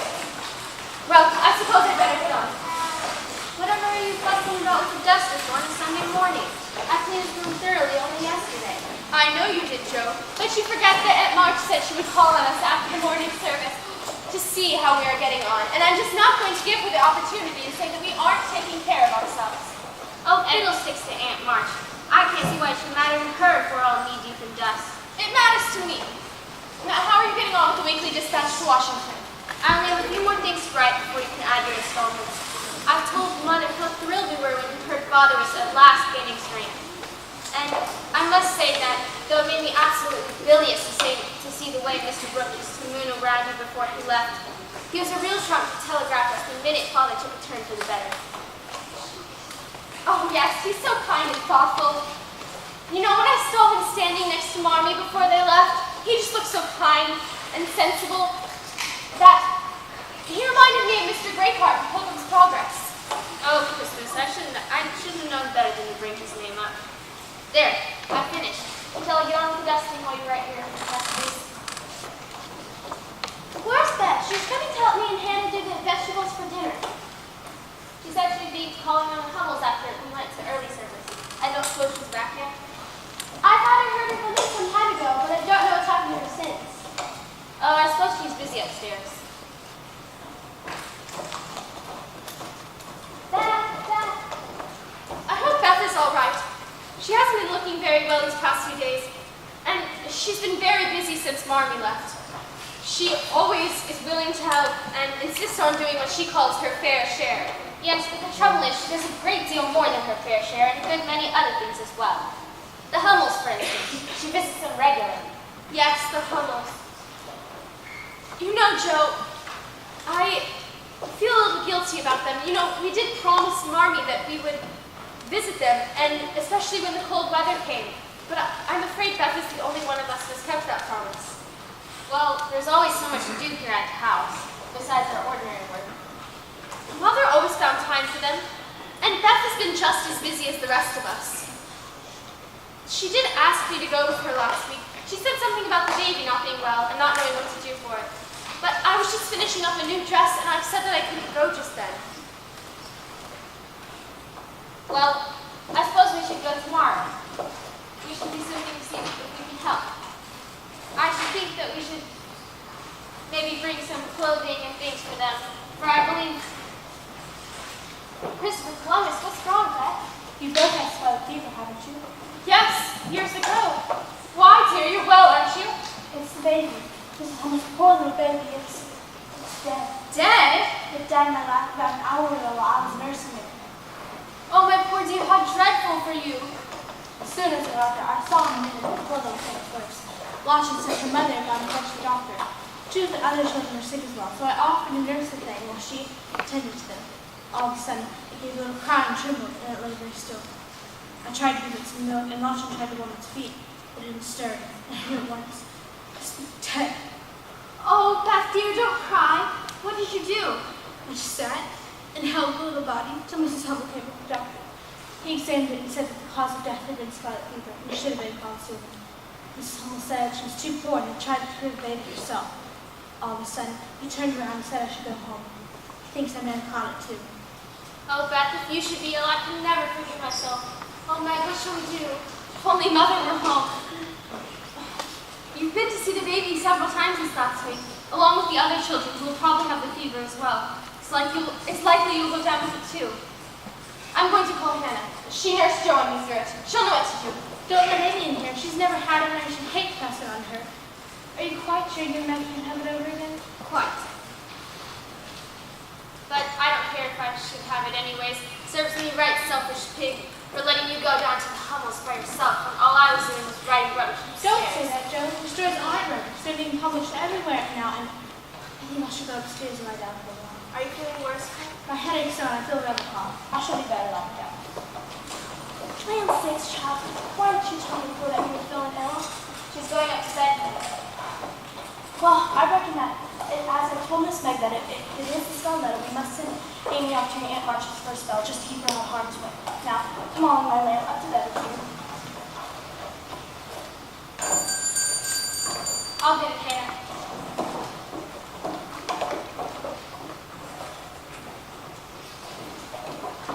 Steady on, Joe. What's going on? Well, we aren't sure, but we think Beth may have scarlet fever. Oh, that's terrible. What do you want me to do now? Well, nothing at the moment, but if it's as bad as we fear, Amy will have to go stay with Aunt March until it's all over. Meg is in the kitchen breaking the news to her now.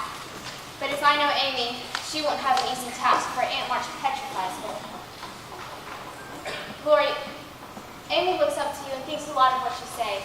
So please try to make her see that it will only be for her own good if she has to go soon. Well, I'll There's a try. good boy. You stay down here and see if you're needed. I need your help too. No, Meg, no. I'd rather have the fever 10 times over than go and stay with Aunt March. Oh, but Amy, if Beth is really ill, then we shall all be busy taking care of her, and it will be no help to anyone if you were sick too. I don't wish to be put aside as if I were in the way. And besides, Aunt March has all the things to do and how one should behave. And I should have to do all the things Joe has to do. And feed that awful parrot who always squawks and pecks at my hair. And the fat little cross dog. And the coachman is deaf.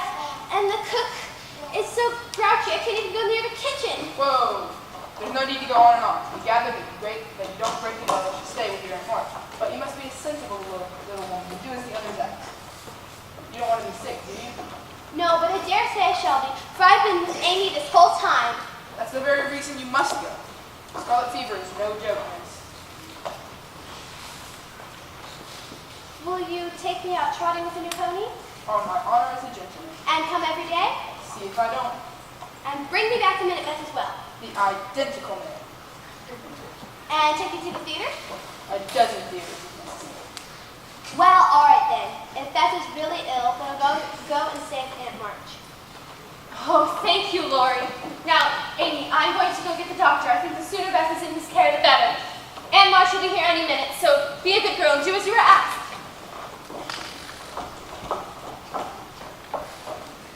Thank you, Lori. You're a real trouble. How's Beth? I think she feels a little better now that she's lying down. The baby's death has upset her a great deal, poor dear. Oh, me, what a trying world it is. It does seem like all the troubles come in a heap. And with Marmee here, there doesn't seem like there's anything to hold on to, so I'm all at sea. Well, haul in your topsail, Joe. Tell me if I should telegraph her. Well, that's what troubles me. I think we ought to if Beth is really ill, but Hannah says we mustn't for Marmee. That would only make them anxious, and Marmee can't leave Father just yet. I don't know what to say. I suppose you have to ask grandfather after the doctor's been.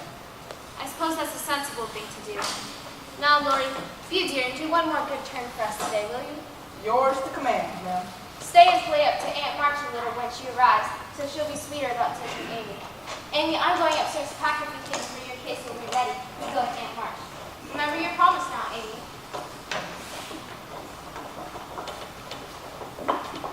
Well, everyone seems to think that I'm going to stay with Aunt March. And if I do, I better give you my will. Your what? My will. My last will and testament. I drew it up a while ago and put it in my drawing book for safekeeping. Do you really think this is necessary, Amy? I want to be ready. Life is uncertain and I don't want an ill feeling over my tomb. But why give it to me? So you can read it over and make sure it's legal and right. I, Amy Curtis March, being in my sane mind and in full possession of all my senses, do hereby and from henceforth give and bequeath all my earthly property, viz. To wit, namely... I don't think it should be read aloud until after I'm gone. Oh, what? Sorry.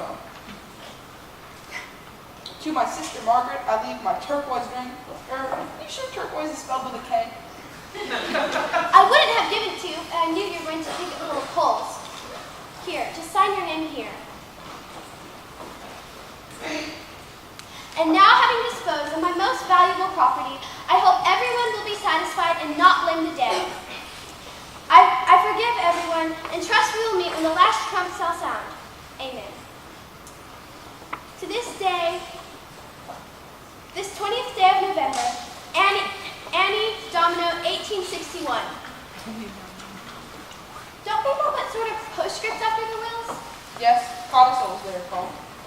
Well, put one to mine that all my curls should be cut off and given round to my friends, though it will spoil my looks. What's all this? You're gonna have your hair cut off like that muddle-headed sister of yours? If this sort of thing continues, it won't be long before this house looks like a convict settlement. Sorry, ma'am, we didn't hear your ring. Ring, young man, what's the purpose of my ring? I should like to know. If there's sickness in the house, then what is the point of setting up a great jangle of bells after 5 minutes? I just walked straight in. Oh, Aunt March, thank goodness you've come. I just seen your sister Meg. She came jumping in front of my carriage to attract my attention like demented dervish. Scared the coachman out of his wits.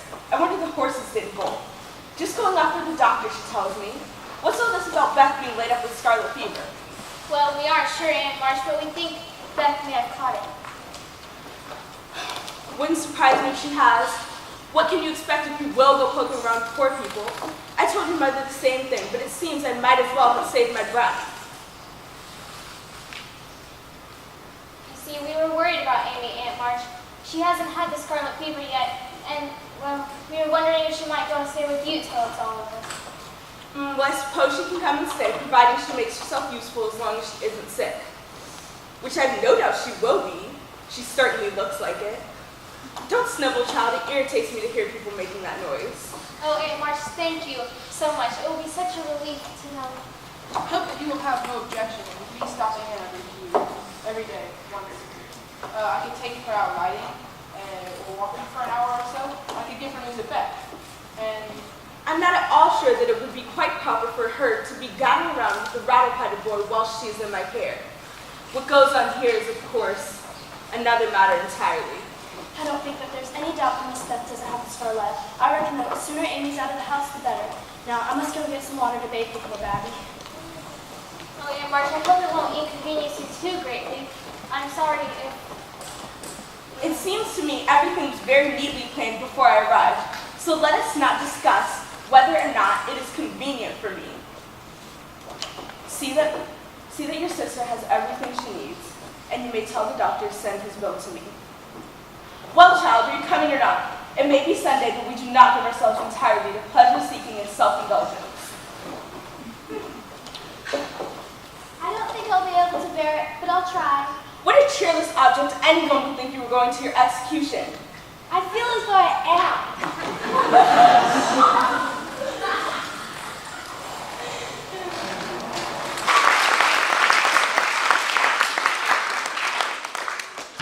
But you can't go on like this. You've hardly closed your eyes for 3 days now. You'll be sick yourself. But Meg, she's been worse while you've been gone. Tossing about and talking in that hoarse, broken voice. Her little fingers playing on the coverlet as if it were her beloved piano. And worst of all, she keeps crying out, imploring me for Marmee. I can't help feeling that we ought to have sent for Marmee. But Hannah seems so adamant about not worrying her or father. How dark the days seem now. And the house seems even sadder and lonelier than ever. It's bitterly cold outside. I think we'll have snow later tonight. I sent the letter to Marmee, but I feel so guilty writing to her as if nothing were happening and not mentioning Beth's illness. It doesn't seem so long ago when we were all complaining about every little hardship, and now here we are with so much we hold dear hanging in the balance. Now, what is it? The doctor thinks that you're washing something. She can't eat. The little lamb's as sick as she can. She seems to have taken a turn for the worse today. The doctor's not really sure how things would go. But we can't just stand here and do nothing. We must do something. No. Well, it's kind of bad that she has to fight off herself. The doctor thinks that she'll reach crisis within the next hour or so. I just came down here to get the telegram and ready to send out to your mom. Reginald saved us a drink. He said he dropped off at the telegram's office to save us the drain on a cold night. I'm sorry, my dears. I just had to send for your mom if you wanted to, but I thought that you're calling me as fast as I can. Remember, I left before too late, okay? Oh, Hannah, dear, don't cry. You did what you thought best. Come, let's see if the doctor needs anything. I wish I hadn't the heart. Mine aches too much. If God spares that, I'll never complain again. I promise. Hello, Joe. What's the news? I saw the doctor arrive earlier, but couldn't wait any longer. The doctor says your mother should be sent for. It's not as bad as that, is it? Yes, it is, Lord. She doesn't look like my dad. She doesn't even know it. Father and mother, your dad is here. God's so much away that I just can't feel it. I'm here, Joe. Hold on to me. Thank you, Lord. I don't feel so forlorn anymore, and I shall try to do it. Poor girl, you're worn out. I know just the thing to hearten you in a jiffy. A sip of wine will warm you up and sugar you. And soon your mother will be here. And everything will be all right. I'm so glad Father's gaining strength.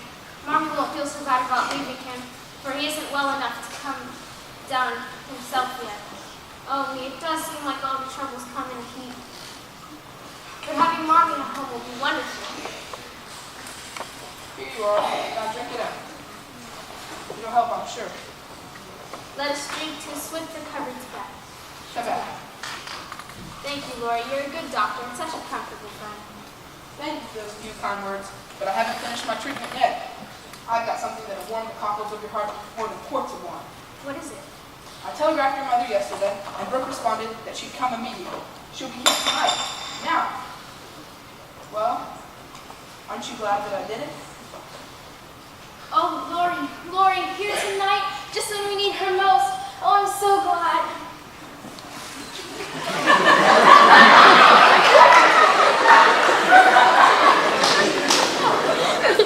I'm sorry. I didn't mean to do that. It was dreadful.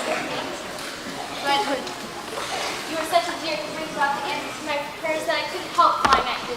Tell me about it. And I don't think I should have any more of this. It makes me act so stupid.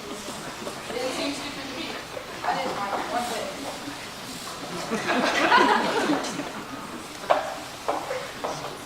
You see, Grandpa and I got to thinking that since Beth seemed to be getting no better, and if anything happened, your mother would never forgive us.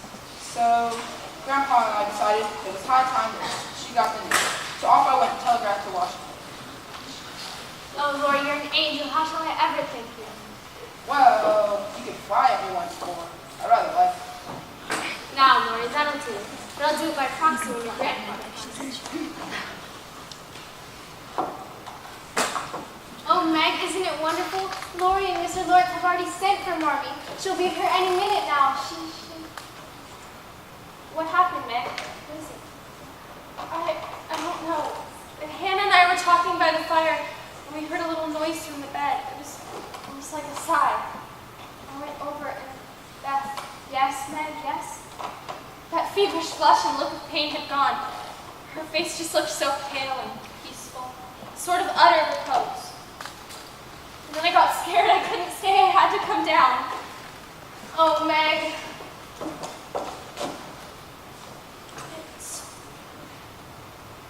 It's over. I can't believe what's happened. The fever's turned. She's breathing natural. She's sleeping easy. And her skin is damp. It's gonna be all right. I just have to get there. It's gonna be okay. Oh, when she wakes, Mother will be here to greet her. Listen, it's the carriage. She's here. She's home now.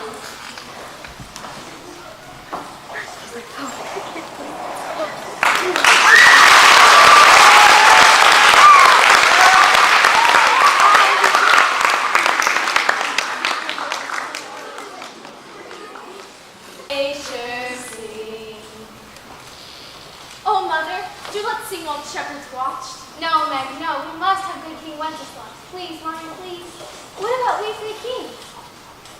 No, girls, no more now. Besides, just giving Beth a little concert of crowds for Christmas morning, and I would have. And we must begin to think about dinner.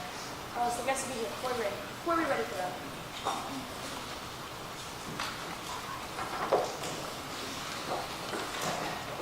That's a fine fat turkey the old gentleman brought in, and roasted nicely, and no mistake. Now, I brought the fruit glasses, but they need polishing, and then I'll bring the fruit punch as soon as it's ready. Thank you, Hannah. Enjoy those glasses.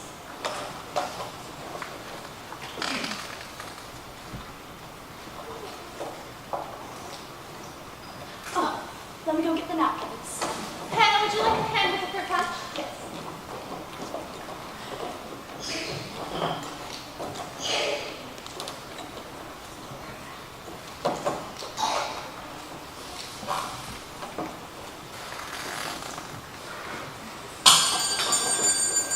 Oh, there they are. Hey, Amy, dear, you look a minute and then go come back.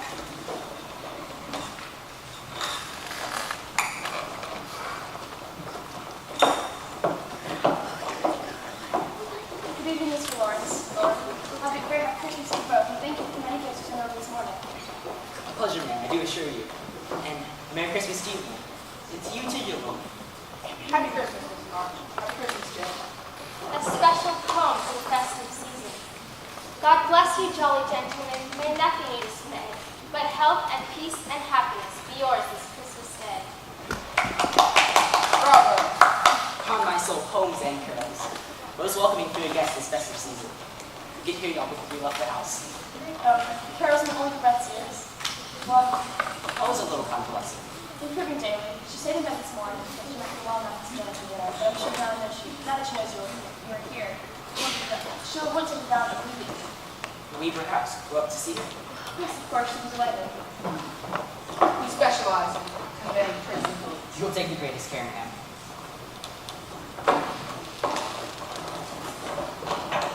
Another period of come on, take the box to Paris. Oh, Marky, it'll be almost like a real family dinner with Lord and Mr. Lawrence here. Yes. If only Father were here, it would be absolutely perfect. Yes, he speaks hopeful of coming early in the new year. The weather has turned so mild, it will encourage him. So we will lots look forward to. I suppose Mr. Brooke would be coming with him. Oh yes, of course, why not?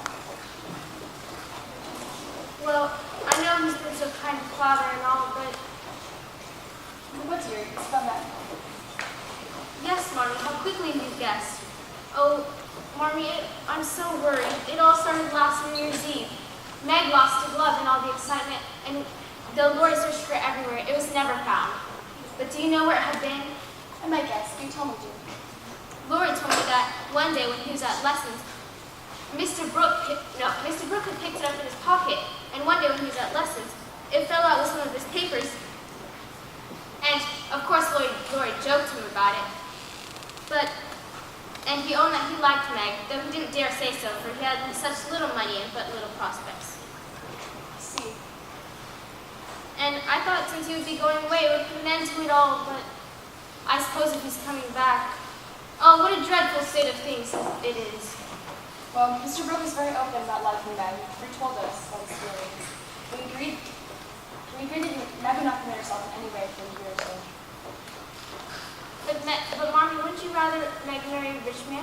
But here, you know my views on that. I'm content to see Meg begin humbly, for if I'm not mistaken, she will be rich in possession of a good man's heart. And that is better than any fortune. Well, I suppose you're right. But I think it's a great pity my plan was spoiled, for I had planned for her to marry Lori by and by and sit in the lap of luxury all her life. Wouldn't that be nice, Marmy? Here you must make plans for others. Let find in their own hearts by your friends. And your sisters. Oh dear. I suppose you're right. But I wish wearing flat irons on our head would keep us from growing up. But I suppose buds bloom into roses and kittens grow into cats. What's this about flat irons and cats? Oh, nothing, just some of my nonsense. Does Hannah need any more help in the kitchen? No, it's all done now, Joe. Thank you. Oh, here's rest for a party.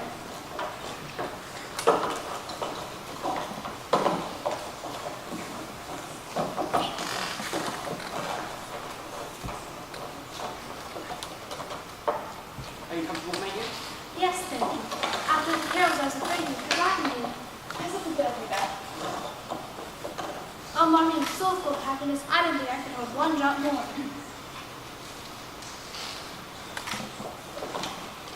Dear Queen Bess, as the fairest turtle dove of this family of partridges, we dedicate this ancient magical to you. On the first day of Christmas, my true love gave to me a partridge in a pear tree. On the second day of Christmas, my true love gave to me 2 turtle doves and a partridge in a pear tree.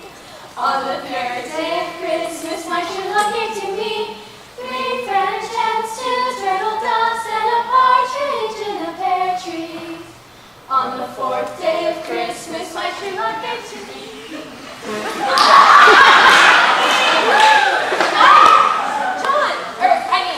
Mr. Brooks. I have a special Christmas present for the entire March family. Am I in time for Christmas dinner? Oh, Father!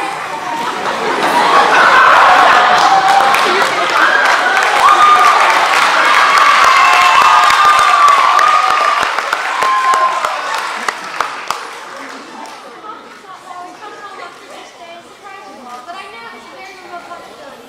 But when the weather goes down, I suggested I should take advantage of it. So I made a few quick arrangements, and here we are. Oh, makes the happiest Christmas in Cooper, doesn't it, girls? Oh, yes. Oh, you may really think John broke for being the dog. Oh, I don't know, sir. Oh, yes, John. I never could have made the journey alone. You have been devoted to me these last few months. Yes, we do. It's a great debt of gratitude, John. Well, dinner's nearly ready. You guys must go to Lamb, thank the turkey! I must get back and baste it before he dies of thirst in the oven. always help to bake the turkey. It's such a special Christmas that I'd hate to miss doing it. Well, you must wait around to let us wait on you. Oh, I don't suppose it will be such a hard task. Margaret can sit in Hannah's chair by the fire, and we can superintend everything. Come, Lori, Mr. Lawrence, the turkey's in for the basting of its life. Joe, I'm afraid that Meg does not learn to love John already. She will very soon learn to. Come on, Joe. Aren't you going to join us? I don't suppose there's very much room for us in the kitchen. And right now, I hate messing with a young man with handsome brown eyes.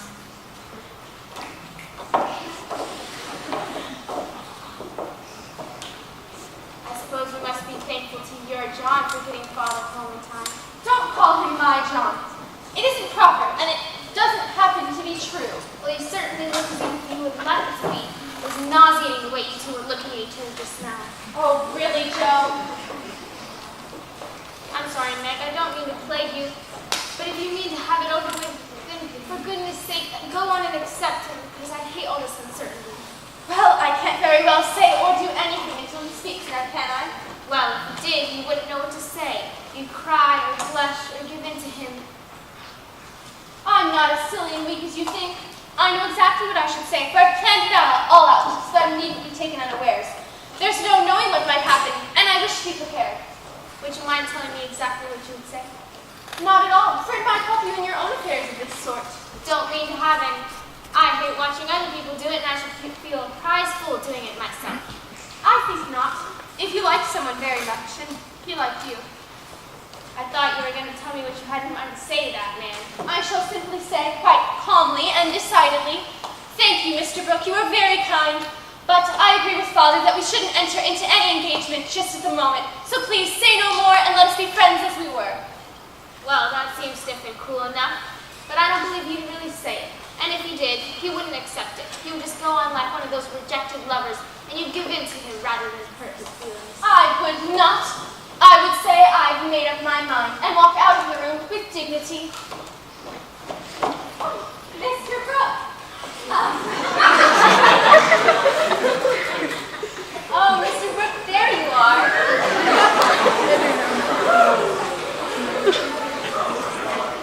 You're coming just the right way. I have to go help Hannah in the kitchen, but I'm sure Meg would be glad of your pleasure. I think I should go help Margaret in the kitchen. There's rather a... Please don't go, Meg.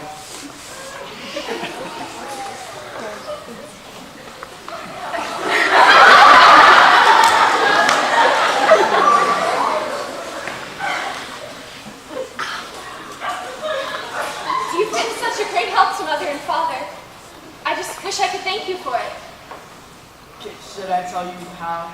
Oh, no. Rather you didn't. I mean, Are you afraid of me, Margaret? Margaret?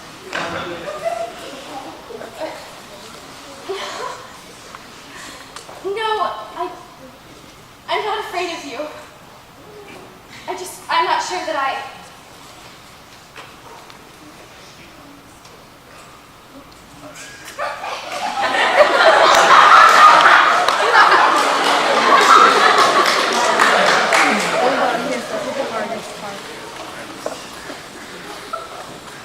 I like you.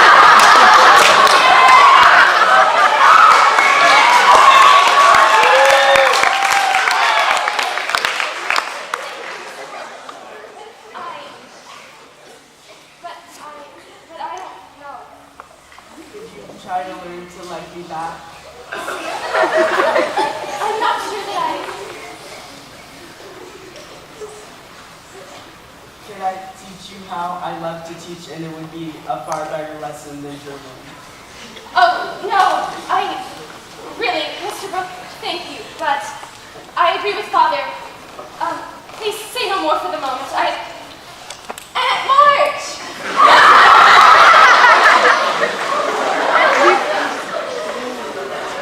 Yes, Aunt March, I've come to see your father, and what's all this? Since when have you been entertaining soldiers in your father's house? Oh, that was Father's friend. And March, I'm so surprised to see you. That's evident. What has father's friend been saying to you to make you look like Peony? Oh, we were just talking.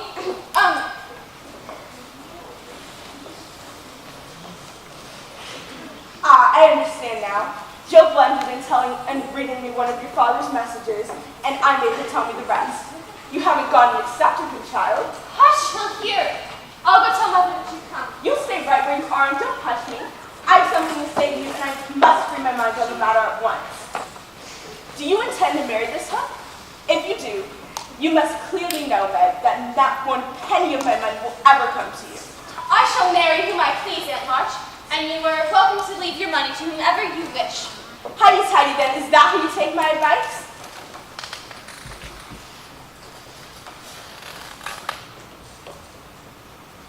He hasn't any prospects, but he has many warm friends. Huh, you can't live off of friends, however warm they may be. Try and rely on them and see how cool they'll grow. So you intend to marry a man without money, position, or even prospects? Meg, I thought you had more sense than that. You could do much better if you would only wait a while.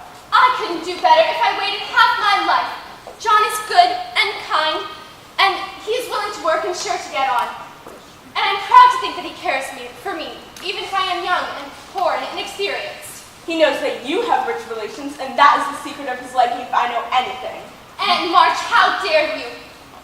John is above such meanness, and I won't allow anyone to suggest otherwise.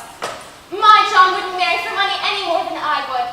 And we are both willing to work, and we mean to save money until we can afford our little home of our own. And I'm not afraid of being poor, for I've been happy so far, and I know I shall be happy with him. Because he loves me, and Very well, I wash my hands of the whole affair. You are a silly, willful girl, and you've lost more than you know by this piece of folly. I haven't the heart to see your father now, and you may tell him so.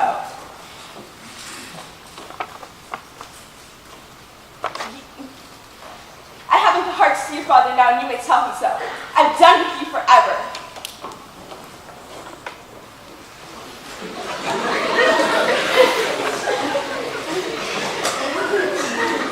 Like me, Meg? I didn't realize how much she abused you. Well, I'm thankful for Aunt March for showing that you care for me a little. Will you tell me you love me, Meg? I love you, John.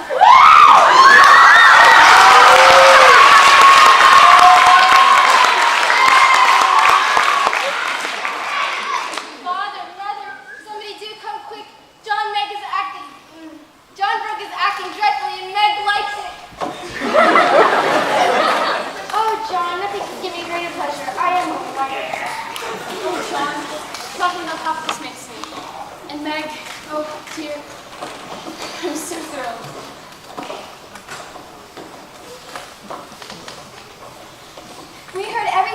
kitchen, but Father wouldn't let us come in.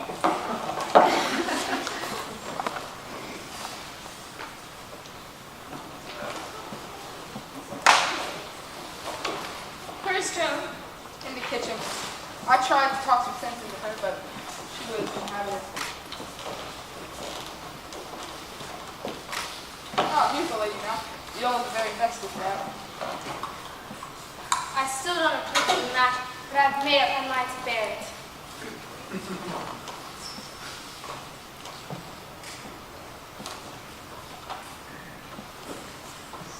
To the future Mrs. John Brooke. Thank you. I take this as a good omen for the future and invite you to the wedding here and now. I wouldn't miss it if I were at the ends of the earth. It would be worth the trip just to see Joe's face alone on the occasion.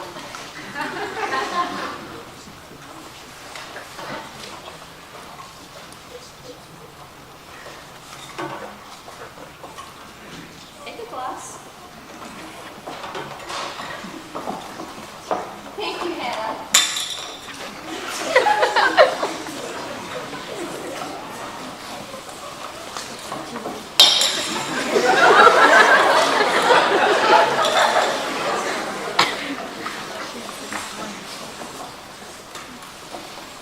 Well, my dear, I came to nurse you as a daughter, and now I've seen you grow into a fine young woman. And if Mr. John doesn't treat you right, I'll feed him with that kind of beer. I hope there isn't. I hit hard. Don't be dismal, Joe. Meg is happy, and John will fly around for a while and then eventually get settled. I suppose so, but it's so Christopher, I feel like I've lost a dearest friend. You haven't lost her. You're only going past. Besides, wouldn't it be lovely to see Meg in a little home of her own? I suppose so. Besides, you've still got me. I know I'm not good for much, but I'll stand by you all the days I'm on my honor, I will. Thank you, Lord. I know you will, and I'm so thankful to you for it. Well, just think of all the good times you have to come. Don't you wish you could see it? I think not, for I might say something sad, and everyone seems so happy now that I don't think it could be very much improved.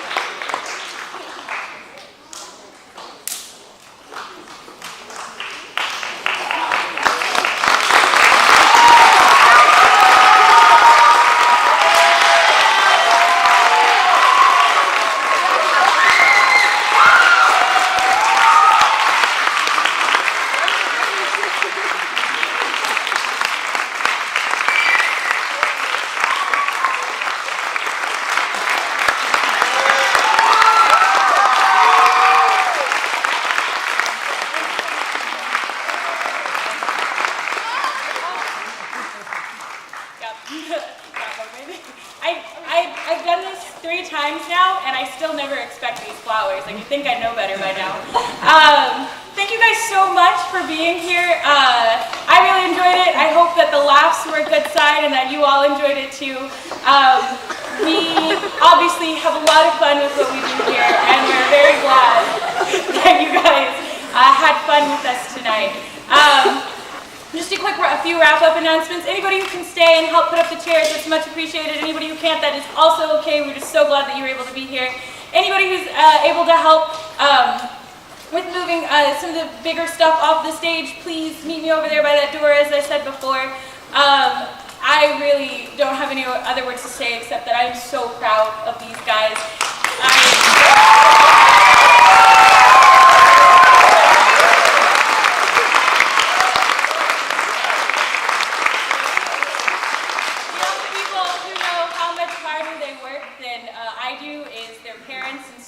I want you guys to give one last round of applause for all the parents and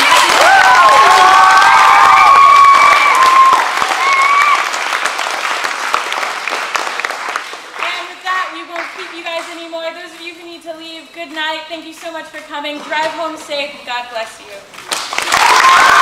Thank you.